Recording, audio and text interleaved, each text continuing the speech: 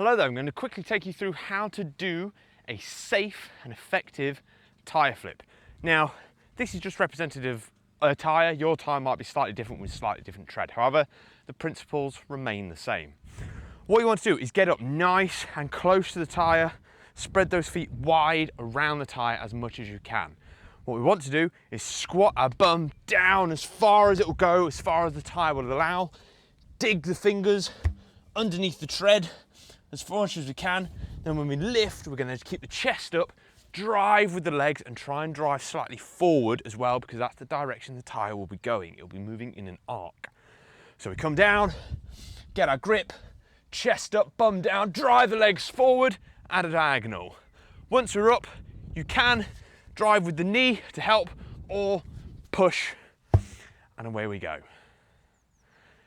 Perform that for the number of reps or time in your program.